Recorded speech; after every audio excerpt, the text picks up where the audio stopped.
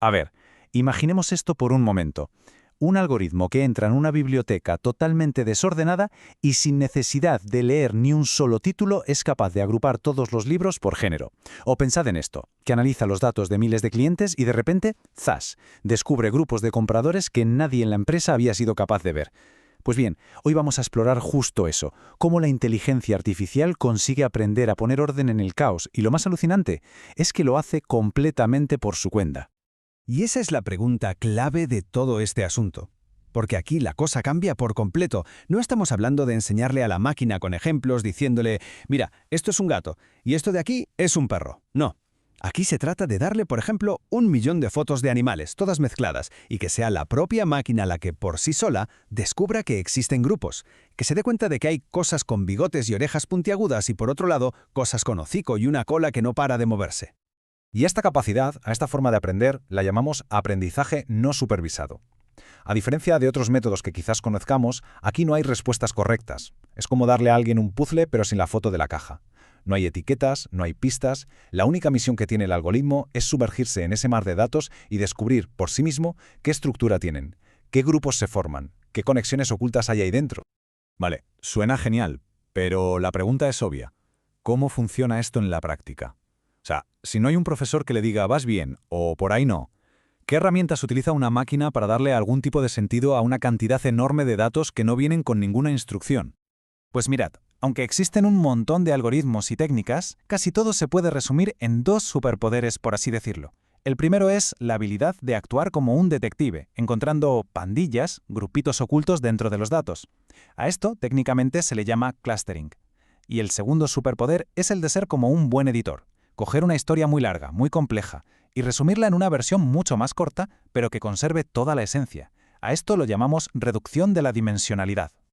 Venga, empecemos con el modo detective, con el clustering. La idea es súper simple, pero de verdad que es muy poderosa. Se trata de agrupar y segmentar. Pensemos, por ejemplo, en una plataforma como Netflix. Podría analizar los datos de millones de usuarios, no para buscar algo concreto, sino para descubrir qué tipos de espectadores existen sin que nadie se lo haya dicho antes. La regla del juego es muy clara. Por un lado, dentro de cada grupo todos sus miembros tienen que parecerse un montón entre sí. Y por otro, cada grupo tiene que ser súper distinto de los demás. Es como si nos dieran una caja llena de frutas y tuviéramos que separarlas. Pues pondríamos todas las manzanas juntas en un montón, todas las naranjas en otro, y la idea es que nadie pueda confundir una manzana con una naranja. Muy bien, ya tenemos claro el poder de detective. Ahora vamos con el segundo, el de editor, el de simplificar los datos. Porque en el mundo del Big Data, muchas veces el problema no es que nos falte información, sino todo lo contrario. El problema es que nos ahogamos en ella. De hecho, este problema de ahogarse en datos tiene un nombre que parece sacado de una película de terror, y con razón, porque para los científicos de datos es una auténtica pesadilla. Se le conoce como la maldición de la dimensionalidad.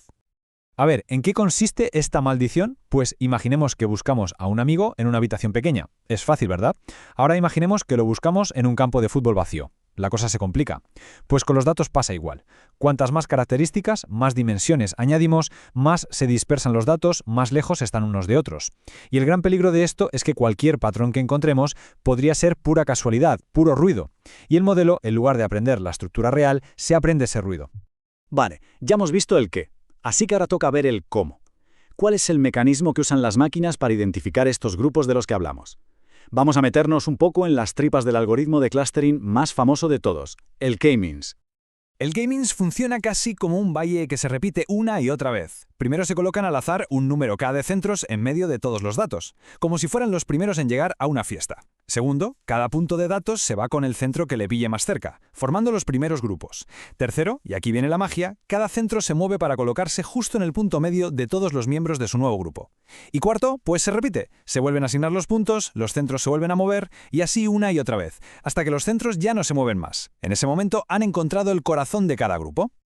Claro, todo esto suena genial, pero hay una pequeña trampa, ¿no? El algoritmo necesita que le digamos desde el principio cuántos grupos, cuántos centros K queremos que busque. 2, 5, quizás 10. ¿Cómo decidimos cuál es el número correcto? Esa es la pregunta del millón. Bueno, pues una de las técnicas más populares y visuales es el llamado método del codo. La idea es la siguiente. Probamos a ejecutar el algoritmo con 2 grupos, luego con 3, con 4 y así sucesivamente. Para cada prueba medimos algo llamado inercia, que, para que nos entendamos, es una medida de cómo de compactos están los grupos. Cuanto más apretaditos, mejor. Si nos fijamos en la gráfica, al principio, al pasar de 2 a 3 grupos, la inercia baja en picado. Es una mejora enorme. Pero llega un punto en el que, por muchos más grupos que añadamos, la mejora es mínima. Ese punto donde la curva se dobla, que parece un codo, nos está chivando cuál es el número ideal de grupos. Es el punto de máximo rendimiento. De acuerdo, ya sabemos cómo encontrar grupos. Pero, ¿qué pasa con el otro problema?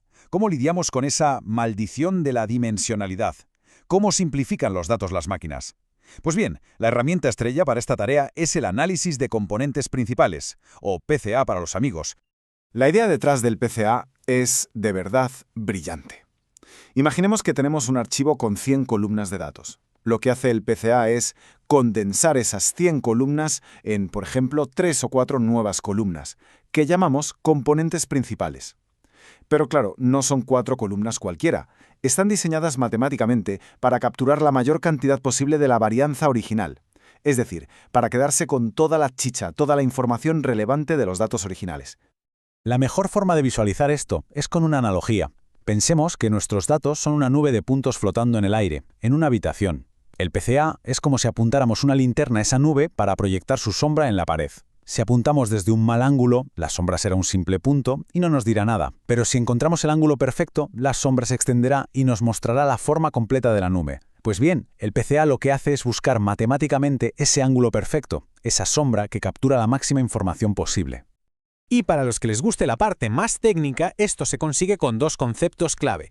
Por un lado están los eigenvectores, que suenan muy raros pero no son más que las direcciones de esos ángulos perfectos de la linterna. La dirección que proyecta la sombra más informativa, esa es la más importante. Y por otro lado están los eigenvalores, que son simplemente la puntuación que le damos a cada sombra. Cómo de grande es, cuánta información captura, pues el PCA ordena esas sombras según su puntuación y se queda con las mejores, las que más información contienen. Ojo, que el PCA es increíblemente útil, pero no es la única opción. Es interesante compararlo con otra técnica muy popular, el TSNE, que se usa muchísimo para visualizar datos. Mientras que el PCA es más rápido y busca capturar la estructura global, la foto general de los datos, el TSNE es más lento pero se obsesiona con mantener las relaciones locales, es decir, se asegura de que los puntos que estaban cerca en el espacio original sigan estando cerca en la visualización.